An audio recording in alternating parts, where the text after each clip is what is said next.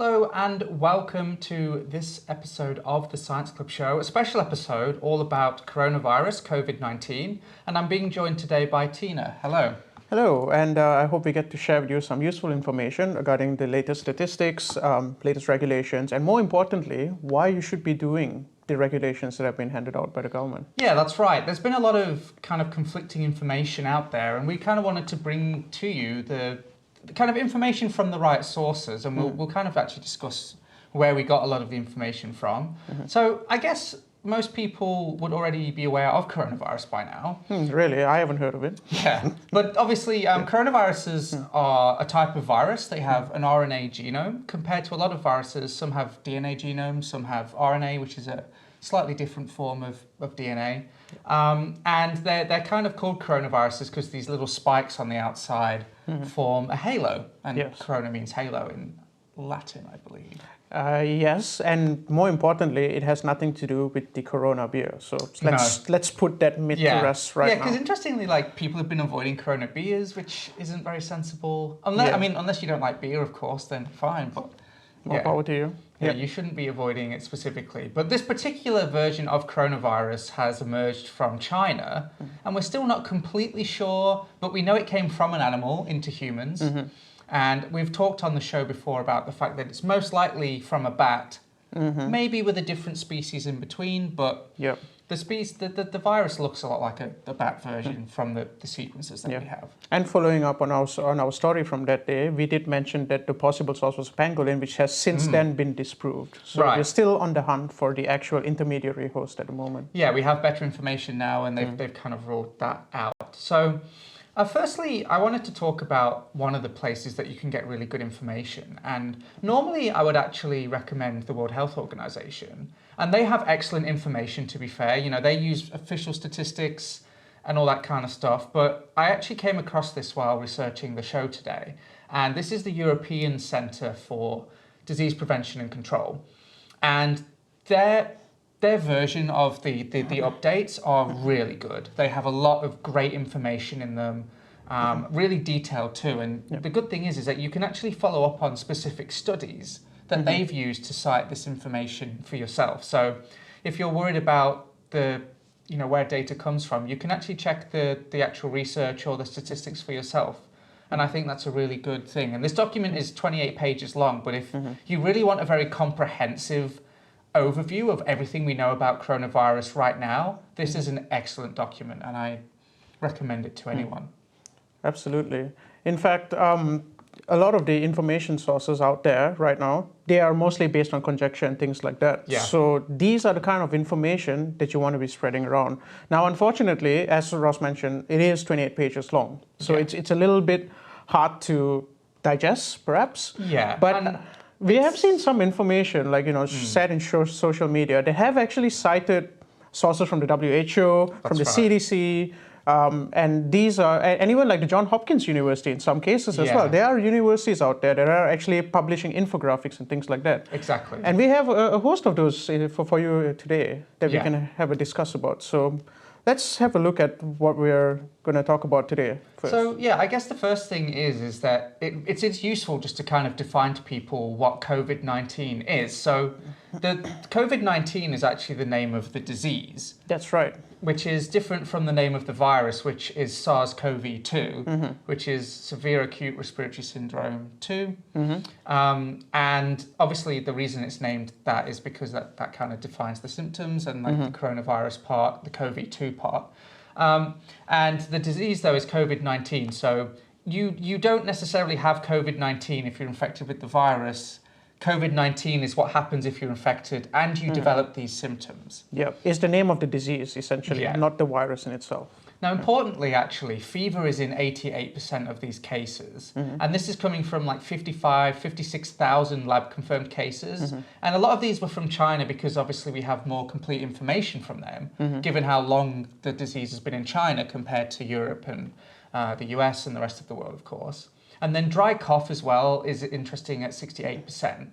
And I think the reason it's important to talk about these two is that a lot of the other symptoms on that list, the fatigue, the sputum, the dyspnea, which is like trouble breathing, sore throat, headache, a lot of common colds have those symptoms.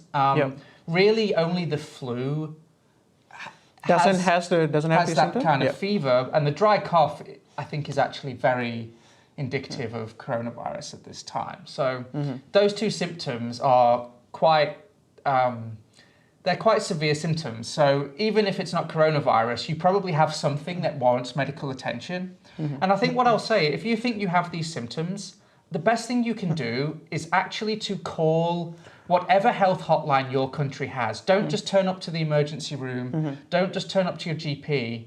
Make sure you call ahead, because they might need to make preparations for you if you have this. So please, if you think you have this, don't trust anything on the internet. No home remedies. Don't try and manage this yourself. Call the hotline. And also importantly, do not just walk into the emergency department, right? Yeah. At the end of the day, it is still a flu-like symptom or a fever-like symptom. That's right. And you need to manage it. But remember, as you go into the ED, and if really you do actually have the COVID-19, you're actually becoming a hazard to everybody else who's in there. Exactly. Right? And I guess it's probably important to talk about why it's important to call ahead as well, because as mentioned, you are a risk at that moment. I mean, assuming you do have the disease at all, because you are exposing everybody that you come into contact with on the way to get your treatment. So the hospital or the healthcare practice that you're contacting needs to be aware of that and needs to have containment measures, essentially. Exactly. And more importantly, it's important to know, especially here in Australia right now, I do believe we're in the middle of flu season. No, well, we're at the very start, and we're moving into flu season, and we're going to talk about a bit later why that timing is quite awkward for us when we talk about flattening the curve, which is a really important initiative. But yes, if you do think you have this, please call ahead first and get really good medical advice from professionals. Don't rely on internet and hearsay. You really want to get the advice from professionals. Like, we're going to talk about pretty much everything up until when you have the virus, because that's what we know about. We don't want to give any of you medical advice, because we're not doctors. So we're going to stick to what we know, and I would really beg you, if you think you have this, get really good medical advice from the health hotline that your country will have. We have one, I know the UK has one, the US will have one, lots of places in Europe, around the world, they'll have a proper hotline for you to ring, which, if you found this video, I'm guessing you're internet savvy enough to find the hotline number, so please do that. So I guess the thing is we can talk about as well is that obviously some people might be really scared of this disease, and the disease is scary, but also not in necessarily the way that you might imagine from like a movie where everyone just dies. Like you have these scenes of Ebola where people are just bleeding out and dying, and that isn't the case, but that doesn't mean you shouldn't take this seriously. So obviously 80% of people are getting mild to moderate disease, which means you probably won't even need to go to the hospital. You can stay at home, and it's really important that you do that. In fact, I do believe that most of the self-isolation cases who have stayed at home have actually recovered in the last couple of weeks or so. So it is not world-ending if you catch the disease, but if you do take the right measures, you will recover eventually, especially if you fall into this 80% category, right? And we'll talk about the groups that are a bit more at risk as well. And 13.8% had severe cases. And this means that you will probably require some hospital attention or at least extended care at home. And 6.1% are critical. Now, these are the cases that are actually really important. And again, we'll talk about this in flattening the curve, but these are the cases that require intensive hospital resources, respirators, ICU beds, that kind of thing. And at the moment, it looks like the median incubation, so that's kind of like the most common one, is about 5 to 6 days, but there's a range of 1 up to 14 days. That would be very rare on both ends. 5 to 6 days seems to be the important one. So I think the takeaway from this is don't panic about if you get the disease. There's no need to panic at that stage, but that doesn't mean you shouldn't try and prevent yourself from catching this in the first place. And there's a lot of good reasons why, even though you might be fine, a lot of other people might not be if you become a transmitter of this virus. Exactly. Which is one of the main reasons we wanted to do this video today. Absolutely. So let's talk about the number of cases. At the moment, this is from the Johns Hopkins map, which is excellent, by the way. 169,000 cases. So we're getting up to 170,000, close to 200,000 really. And there have been 6,500 deaths so far. and around 75,000 people have recovered, which is obviously, for most people, that's pretty good stats, but 6,500 people is a lot to have died from this disease. And we really, obviously, we want to minimize that number as much as possible. And that's why some of the measures that we'll talk about today are being enacted by governments around the world. So let's talk about the fatality rate. So we should define this. So do you know what the difference is between a fatality rate and a case fatality rate? So fatality rate is, I believe it's the deaths associated to the disease in any way whatsoever, whereas Correct. a case is specifically attributed, the primary cause is the virus itself. Right. So essentially, cases have to present to healthcare. Yeah. And obviously what happens with a lot of viruses is that a lot of people get infected and they don't show symptoms. So when we look at case fatality, we mean of people who get diagnosed, how many of those people don't recover, essentially, compared to, say, the overall fatality rate, which is much harder to know because we don't know how many people are infected because we don't test them, and we may never know. Yep. But it's important to note that a lot of people are like, well, this is just like the flu. And in a lot of ways, this is similar to the flu, but the fatality rate is much higher than the flu so far. And disproportionately so, as you can see in the 60 plus year category range. So that means that the elderly are especially at risk of this virus. And what I would say is, maybe call your relatives on the phone if they're older. Yeah, keep an eye on them. And then I was listening to the Queensland Premier today give a speech as well. And she quoted a little bit biblical, but she said, love thy neighbor.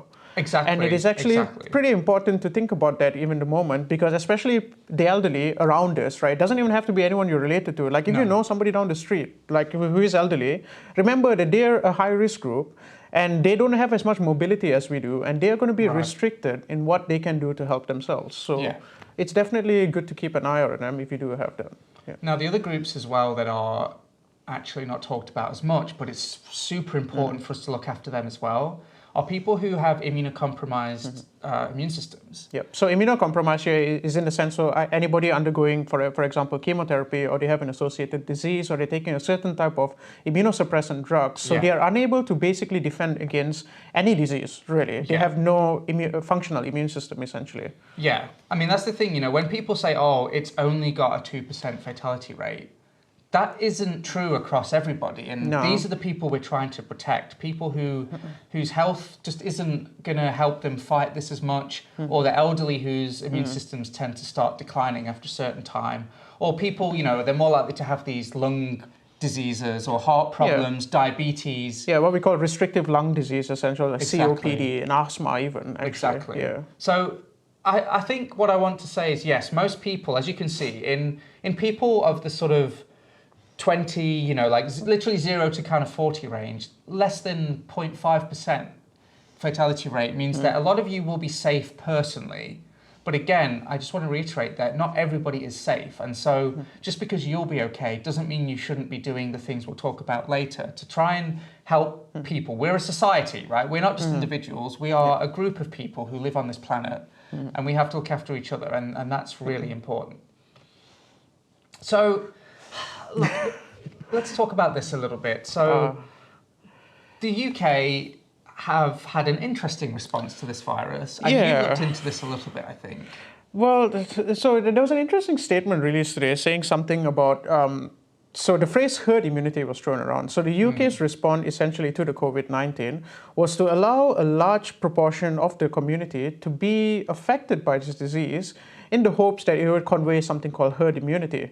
Now, herd immunity essentially means that if you have given a population a certain amount of vaccine, and if a large enough percentage of the population is immunized towards a certain disease, that is herd immunity, because the virus or disease doesn't have enough host, essentially, or transmissibility to get across. And in fact, this diagram here probably will help us out. Yeah. So basically, we'll talk about the R0, which is kind of the average number of people a virus can infect if everyone is susceptible. Yeah. What this does is it means that the number of susceptible people shrinks so low that the virus is just very unlikely to come across someone who is a viable host, exactly, and the virus can't keep propagating at that point. because there are no susceptible hosts anymore. And then eventually it essentially kills itself because if we can't transmit, it's just going to eventually get cleared out by your body and it dies within the one host that it's affected. Exactly. And that's how the disease goes away. And in fact, this I believe is what happened to the polio, measles, rubella, all these diseases that we get immunized for that we don't really think about. They're not here because mainly of herd immunity. But that's the important part, you see. We had a vaccine for that where we could give people something that would make them immune without actually giving them the disease. Yeah. Which, that's important. Therein lies the flaw in the entire argument, right? Yeah. Because we talk about herd immunity in the context of providing vaccine.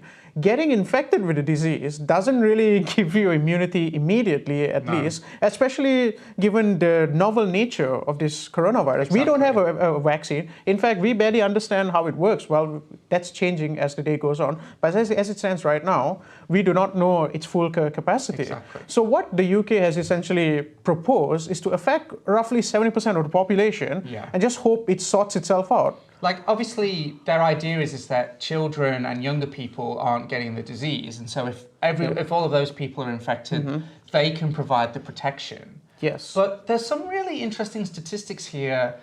So we talked about the R0. In this case, we think it's about 3.28, which is actually pretty high. I mean, something like measles is 18, but that really skews the data. Like, the flu is between 2 and 3. A lot of viruses that we're immunized for are between that 2 and 4 mark. So 3.28 is quite high, and it means a lot of people will get infected. Now, what this means, though, is that in order for the UK to gain herd immunity, 70% of the population would need to be infected, which is a huge number of people. That's 47 million people.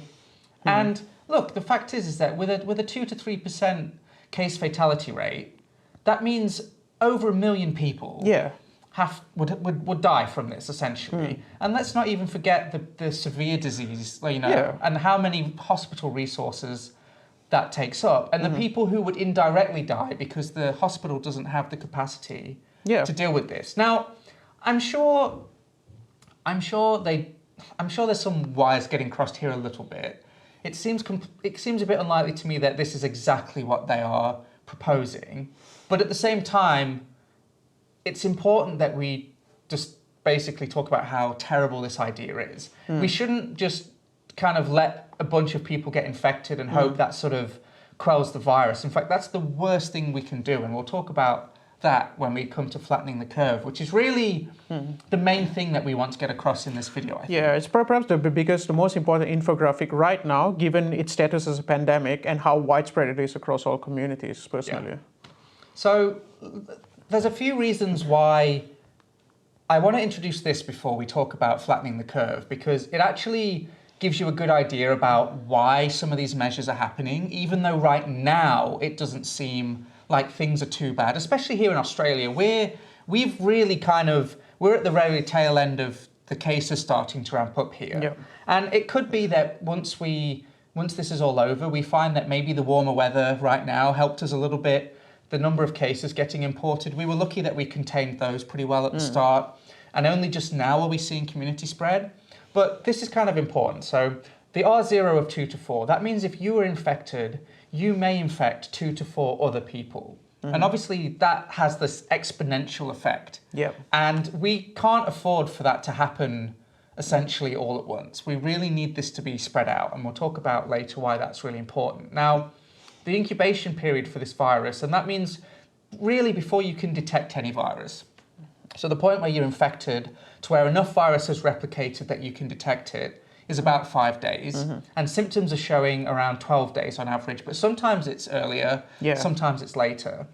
Now, the important thing here is that there's this figure in epidemiology called the serial interval.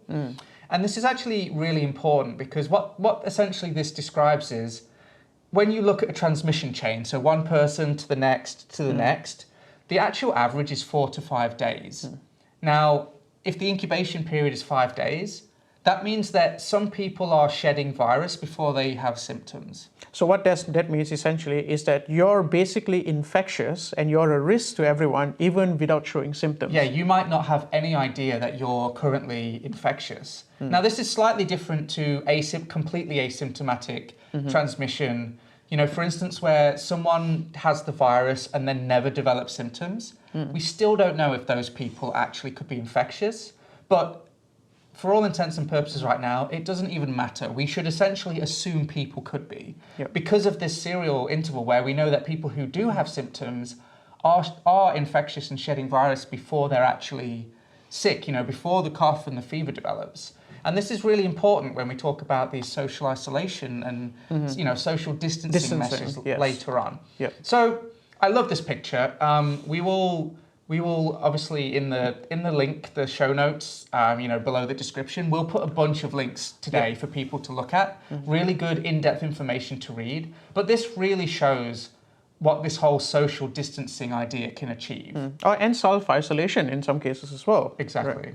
Because what this picture shows essentially is the breaking of a chain, right? Yeah. One matchstick gets removed and the chain of fire that's been spreading on the left, goes out eventually. Now, this actually seems like a bit of an oversimplification. Of course. Because as you mentioned, the way the virus spreads, right? Imagine if I have the disease and I go have brekkie with two of my friends. Now two of them are infectious, and then they go meet a couple more friends, and it just keeps going. So it goes from 1 to like 512 in like 6 cycles, by a third degree of separation. Imagine this as like a 4-dimensional cube of matches. Yeah, that's too many dimensions. But 3-dimensional. Yeah. Of course. Yeah. Sorry. Imagine a 3-dimensional cube of these, and imagine the number of links you have to take out for one match not to set the 4, is it 6 around it alight? It would be 6, or yes. 4, I guess, because it'd be a grid. So there'd be 1, 2, 3, 4. Anyway. Yeah. But the idea is exponentially more. It's never not just one person. You could be saving if you had the symptoms and you went home and isolated, think about all the people that you could have met in that day and how many people they would have met that day. Exactly. So by self-isolating, even though you may think you're being paranoid or just being careful, on the off chance that you had the chance to save perhaps 20 to 30 people from being infected by the disease, isn't that a good probability, honestly? And also, not just self-isolation, but when we talk about this, we're talking about social distancing. So this is really good. This is the idea of what we're calling flattening the curve. And this is pretty much the action plan right now, That's right. This is what every society across the world should be doing, and this is what we are aiming for, right? And this is important. So I guess we'll kind of describe what you're seeing on screen. So the little, I guess, bell curve on the right here is what might happen if we're a completely non-immune population right now. Everyone is susceptible. And if we just do nothing to control the transmission, you'll see this peak of exponential increase in cases. And then as immunity does develop, then we start seeing this exponential decrease as eventually the immunity takes over, or so many people have already been infected that, like here, 50% of the population has been infected, and obviously we go down. Now, the big problem with this is that if this all happens in too short a space of time, this line here, which is really important, is essentially what our healthcare system can deal with. Yeah. That means, as we talked about earlier, we only have so many hospital beds, we only have so many hospital staff, we only have so many respirators, drugs, all of that thing, and we only have so much capacity to test. Yeah. We're already getting to a situation where some places in the world, they're actually getting shortages of things like swabs and RNA extraction kits. So in order to try and give us the ability to create more beds, get more equipment in, produce more swabs and extraction kits and test kits, we need to flatten the curve, which basically means doing everything we can to control the spread. So we slow it down enough that we never have so many cases that people can't get the right healthcare treatment. Yep. I mean, do you want to talk about Italy? It's been... Yes, there is actually an interesting article that was shared today. So it actually documented what occurred in the first hospital in Italy that was actually hit really hard when the COVID-19 went out of control in Italy. Yeah. So there were stories about how healthcare professionals essentially had to make tough decisions on who actually had access to the facilities. Yeah. And these include ER beds, and more importantly, in the cases of the elderly, mechanical ventilation. So those are respirators that people need to breathe because their lungs have either given way or just are incapable of functioning. So there were stories about how, because of the amount of people that presented in a day, and this was in the early days of the diseases, so this was like about 3 to 4 weeks ago. So they actually had there was a lot of paranoia, right? And I guess one thing that we haven't really addressed is that why the COVID-19 is a little bit more dangerous than the flu is because the flu doesn't have an attached paranoia to it. You know, when it's flu season, not everyone's going to rush to the ER at the same time. Nobody's going to rush to the GPs all the time and just be like, oh no, test me right now. Yeah. But in the case of the COVID-19, that's what happened. And that's what happened in Italy as well. You had just a surge of people. And that's what that curve looks like, right? That real peak of the curve with that red dot in a short amount of time went into the hospital in Italy, and it just tanked their entire system, right? And there were a lot of the healthcare professionals were literally traumatized because there were people crying in the hallways because they had to choose between saving person A or person B because whoever got denied the facilities, especially the respirator, did end up dying. And in fact, one of the things that we probably should have addressed during that fatality rate that we were talking about, most of those is actually because of denial of access to healthcare. They were not because of the disease, right? Because they weren't able to get access to something that would have saved their life, essentially. Right. A lot of early deaths in China was just because the healthcare system was so overwhelmed at that point. But China now is actually on the decline for cases, and they've done pretty well. Like the measures they did, quarantining people at home, reducing public gatherings, that's worked really well. They actually have managed to achieve this sort of flatten the curve. Hashtag flatten the curve. Whereas in Italy, and I'm sure in some places we might see this in the US, even here, who knows, that, we don't want doctors to be in a situation where they have to decide they have two patients, but only one of them can get the right treatment. And who needs to do, I don't want anyone to have to decide that. And I think this is the thing about this video that we really want to get across, is that we really do have a need to slow this spread down. And the thing is that because this is how people think, at the end of this, I want people to think we overreacted. Because it should be. Because if people think that means that actually what we did worked. Yeah. It means that we actually managed to save people's lives, and when people look back, they'll say, well, nobody died though. It's like, yeah, exactly. That's the point. It means what we did worked. And I think that's the thing, right? That we actually want people almost to think that we overreacted at the end because we were so successful. And so please take this seriously. Like, I think it's really hard because on one hand, we're asking people not to panic about the possibility of getting the disease, in that, if you do catch this, there is a good chance that you personally will be just fine. But you do have to do everything in your power to try not to catch this, so that we do actually reduce the spread of this disease in such a way that we can flatten the curve like this. And more importantly, reduce the burden on the healthcare system. Exactly. Because think about it, right now, hospitals all across the country, all across the world, they are swamped, right? Every healthcare professional is on call, they're pulling long hours. So the least we can do as a society, especially those of us like in our age group, because we are not going to be that badly affected by it. If we do catch the COVID-19, and if you do, and I hope you don't, if you do catch it, stay at home, stay hydrated, get some cough mixtures, things like that. Self-medicate, because at the end of the day, it is flu symptoms. You will manage those symptoms and stay at home for 14 days. Good chance you'll probably be fine. And look, obviously, if things get worse, call the helpline, and they can help you. We have the facilities to support you already, right? You can call up and be on the phone with a healthcare professional. They can advise you. And if it does get bad enough, then take the appropriate steps. Head over to the ER if it's absolutely necessary. Exactly. So let's talk about how we achieve this, because we've talked about how important it is, and it's really important. How do we do this? So the first one is good hygiene. Now, this is something that you should just be doing all the time, I should say. I find it very strange where we're just going around giving general hygiene advice to people, because why? You know, this is stuff you should be doing every day. Like we are scientists and we work in a lab and we wash our hands like what, 6-7 times a day on average, probably more, depending on how many times you go in and out of the lab.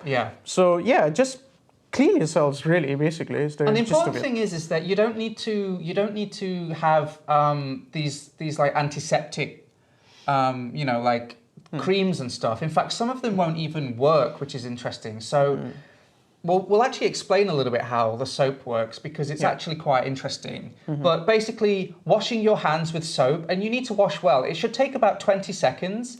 And I will say this as well. Something as a scientist is that you get trained to people often miss their thumbs and like in between their fingers. Yeah, the gap between the fingers. And so you have to really almost like you're a scrub doctor, just really really go for it. And it should take at least 20 seconds with soap and water. And that's really important because that's actually a very effective way of killing this virus.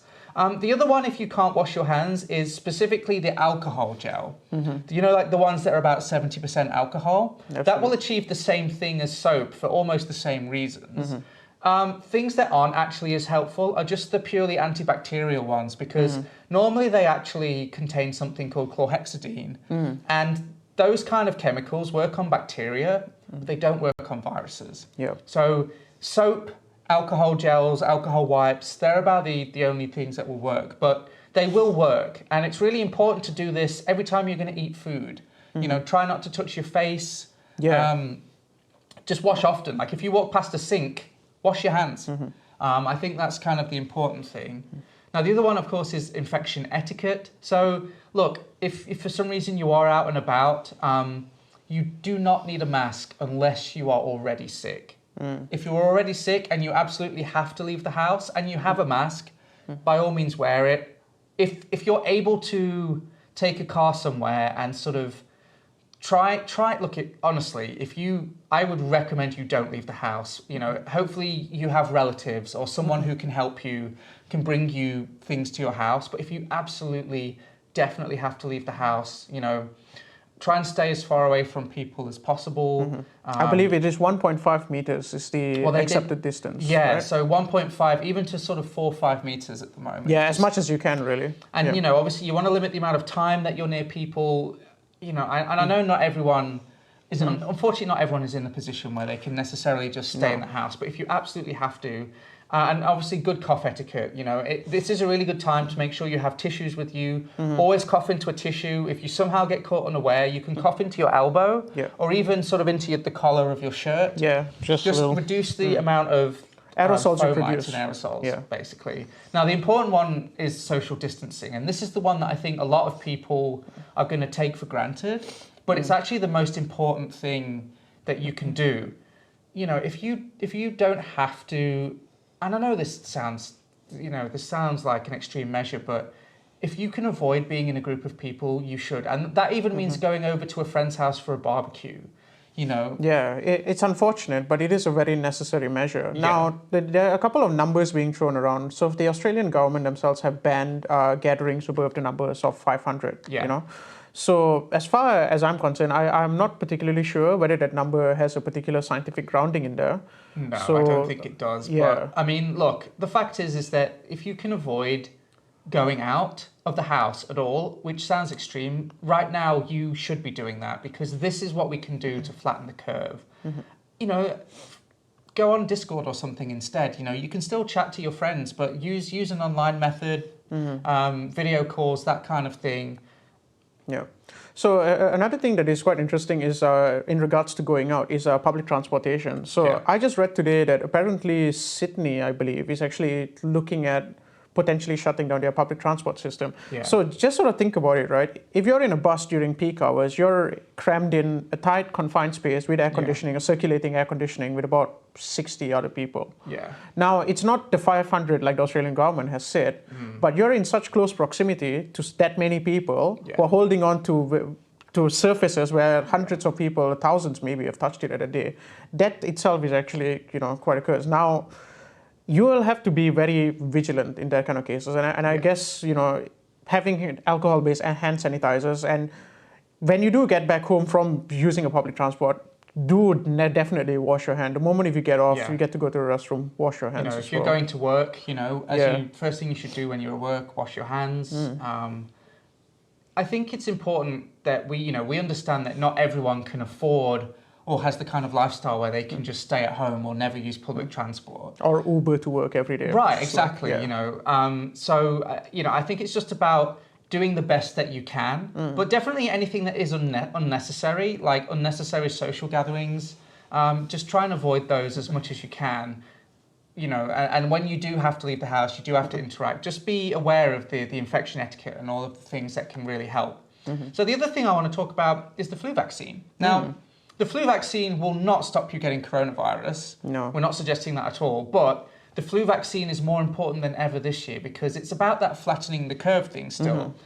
what the flu vaccine will do is it will reduce the number of cases of the flu that the healthcare has to deal with at the same time as coronavirus. Now, luckily in Europe, they're actually coming out of their flu season. Yes. In Australia, though, we have the opposite problem. We are at the start of flu season now, and obviously this is happening at the same time we're expecting the peak of coronavirus cases. So we're coming into winter.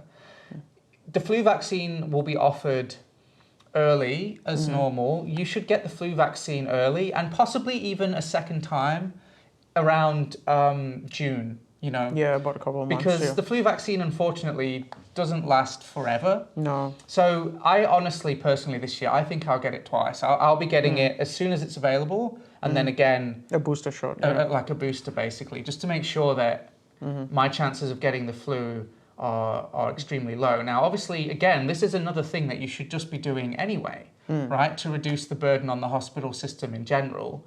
But this year especially, it'll be really important to get the flu vaccine. And I think the last thing is just general human decency.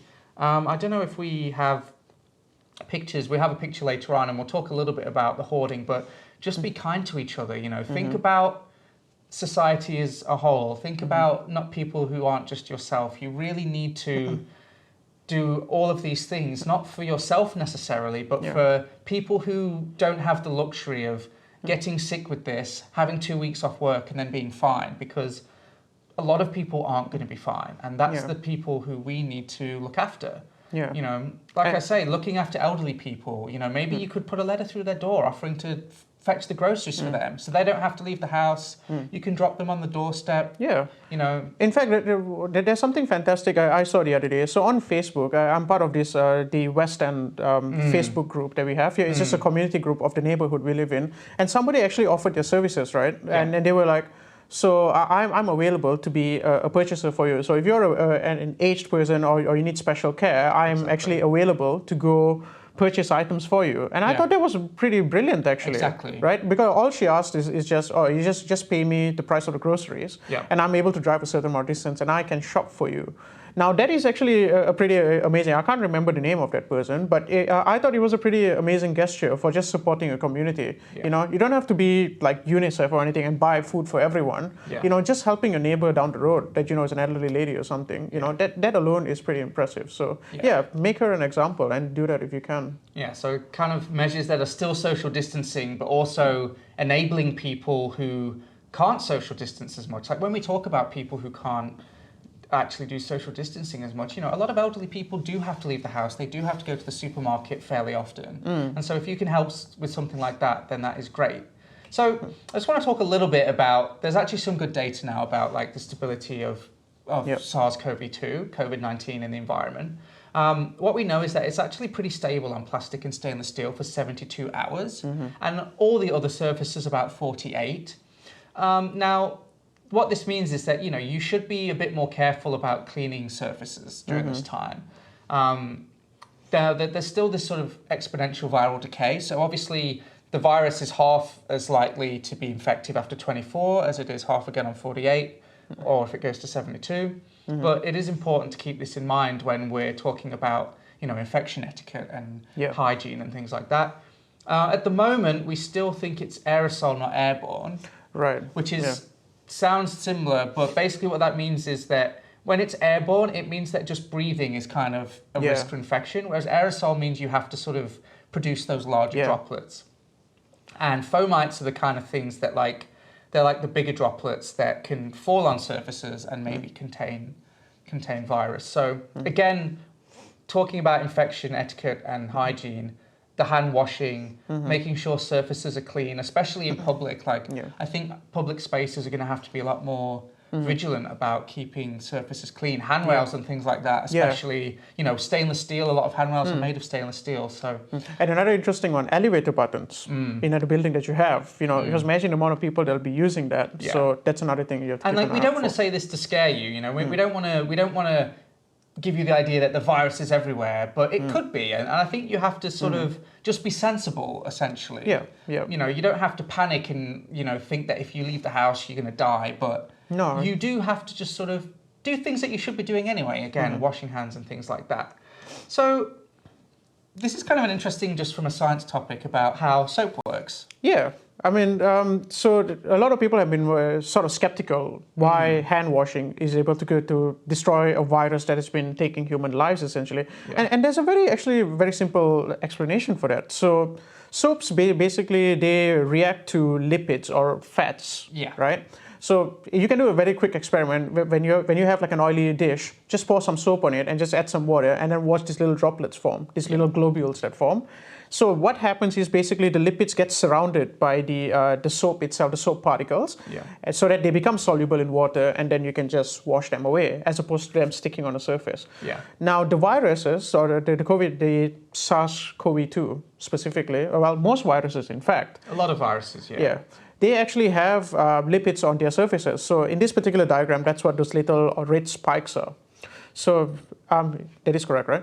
Well, so the little yellow part, that's like the lipid part, and the spikes are like the proteins. Right? That's the protein. Okay, yeah. So the yellow barrier, essentially. So yeah, the key word is that the barrier of the virus is actually made up of lipids. Yeah. Now, when you put a soap onto that, what it essentially does is it actually binds to the surface and literally strips it, I guess, or tears it apart. Exactly. Yeah. So it literally just pulls it apart. So as you can see in the diagram here, there's a portion of the layer that's been peeled off by the soap particles. Yeah. And it just basically spits out all its entire content, and it just destroys the entire virus. Yeah, essentially those little red proteins, if they can't be embedded on the surface anymore because the lipid membrane has gone away, those proteins then can't bind to human cells, and the virus can't infect us. So it's actually the simplest mechanism, essentially. And that's the reason the alcohol gels work as well, because essentially what happens is water kind of invades the virus, and it sort of explodes. Yeah. So that's why it works. So yeah, don't be skeptical of hand washing. It actually works really well for this virus.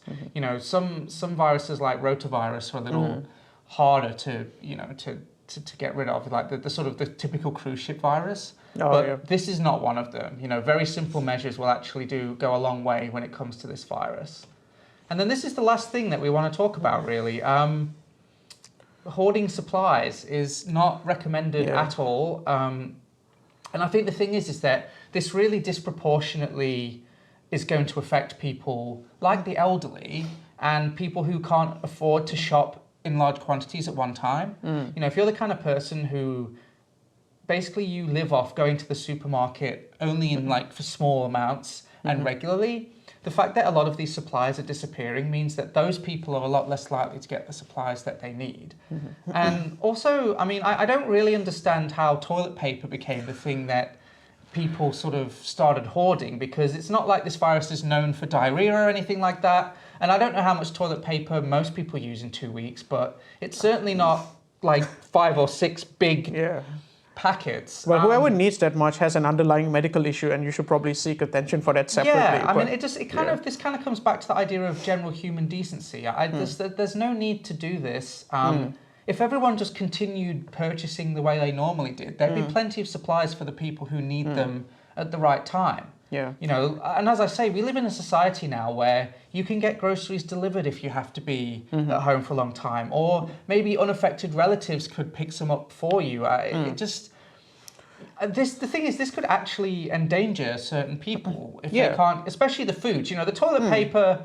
Look, we all know there are alternatives if you're really desperate, and no one wants to be without toilet paper. I'm one of them. I don't like the idea of running out, but it's really the foods and the alcohol gels. You know, there are people who really need to use those, like the immunocompromised people, the elderly. They would need those a lot more than someone hoarding 5 or 6 at a time when it's not completely necessary, when soap is working just fine. In fact, I've just heard reports from, I can't remember exactly which country, but it was somewhere in the Asian region, of people actually breaking into healthcare practices and actually stealing supplies. Like masks and things. Well, not just masks, right? Alcohol-based hand sanitizers that they have. Because for some reason, they assume that the hand sanitizers in the hospital were of a higher grade than what you would get commercially. Even though they're the same. Even though if they're alcohol-based, they're alcohol-based, really. Yeah. And what happened was they actually broke into the healthcare practice or clinics and basically stole them. Now, that sounds bad enough as it is, but then think about what hospitals are right now at the moment. Yeah. They are probably the highest risk locations in the world right now. Exactly.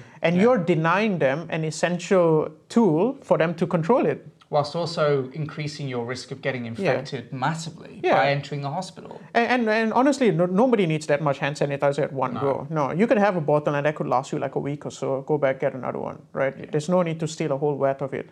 And I also wanted to go back to the toilet paper incident. So this is basically what happened was it's essentially paranoia. Again, widespread through social media and things like that. And it's happened over the years, right? It's not even, like toilet paper now is just one example. And to be fair, I believe it started as a hoax on social media. Like somebody just randomly posted, toilet paper is going to be essential because... And the problem with when you make a statement like that in times of paranoia, it's going to end up being what we call a self-fulfilling prophecy. Yeah. So think about it this way, right?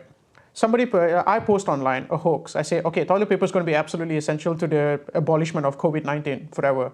People believe it, right? Not everyone has to. Just a large enough amount of people have to believe it. Everybody rushes to their local store. They clean out the supply of paper towels. Yeah. Now, there is no way for your local store to have an idea that this was going to happen, because nobody's reported it. It's not on the news. It's not on anywhere, right? So this abnormal buying behavior basically drains their entire supply, but their purchasing options, as in the store's purchasing behavior, remains the same. So what happens is the supply runs out. Yeah. Not because of any other thing, it's because of the hoax, right? And then people come in the next day and say, oh no, we're out of toilet paper, therefore it is real, therefore everyone panics even further. And it becomes a self-fulfilling prophecy. There was no truth in it to begin with, but then because of that sequence of events driven by paranoia, it becomes real. Yeah. Right? And that is the real danger, in fact, right now. So the spread of misinformation and then how that drives paranoia.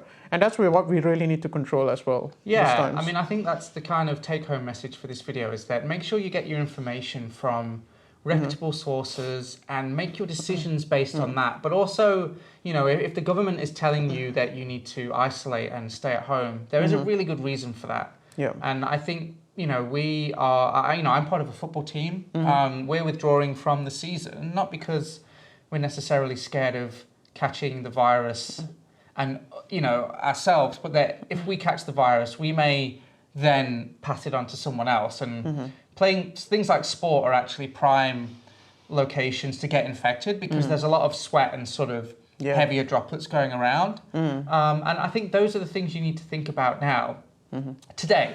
Not in 2 weeks' time when things start getting bad. We need to stop things getting bad. We need to actually act right now. So please, those things we outlined, the hand washing, the infection etiquette, the social distancing, the flu shot, those 4 things will go a long way to actually helping flatten the curve. And I guess another thing that I wanted to add on before we leave you is that do not just manage the condition just for yourself, right? So you mentioned about don't just be selfish and just think about saving yourself. Yeah. Because remember that we live in a community and there are people out there that are at substantially higher risk of developing and they have more serious repercussions. So don't think about the risk towards yourself. Think about how you can become a risk to the people around you. Exactly, that's right. And because, you could get a disease, a COVID-19, and probably be fine. But if you come across an elderly person and that person gets it, the consequences are going to be a lot more dire. Yeah. So, don't just stop the risk to yourself, stop the risk to your community as well. Yeah, and I think that is the most important message. And as always, there are a lot of good sources. We'll leave links in the description below. Yeah. But the WHO. The WHO. Let's start with WHO. European CDC. Yeah. European CDC, the general CDC. Yeah. In general. Local health authorities as well. So your local government usually will have websites, and they should be communicating with you fairly regularly right now. Especially if they're coming from the Ministry of Health or any equivalents. Listen to them. They know what they're doing. Have some faith in them, and I guess listen to all the advice that you get, really. Try not to question them too much, I guess, especially if it comes from an official source. Because as extreme or as difficult as it sounds, or how it may affect your life, there's actually a reason. And we hope that we have covered the reasons in this show. Just adhere to them as best as you can. But also just be careful of sources who aren't as reputable. I've seen a lot of cures on the internet, that like lemon juice and things like that. Yeah. Look, they're not going to help. They will they can soothe a sore throat a bit. It feels pretty good to drink lemon tea and things like that. But really, you need to stick to the health advice of real professionals. As I said, we're not doctors. We're not here to offer you treatment ideas at that point. Once you're at that point, you really should be ringing the health hotline to make sure that you're following all of the right procedures. you know, that you're not going into hospital if you don't need to, that you do go to hospital if you need to, which is equally as important, obviously. You know, if you have those high-level symptoms, then yeah, you do need to go. But just make sure that you or someone for you can ring the healthcare hotline and you know, follow the advice of the experts, because they know what they're talking about better than, you know, John from Facebook, essentially. That's right. And I guess with that in mind, we will leave you with a piece of advice. So everyone, stay safe out there. Listen to your governments, and just, you know, love thy neighbor, I guess. Flatten the curve. And flatten the curve. Hashtag flatten the curve.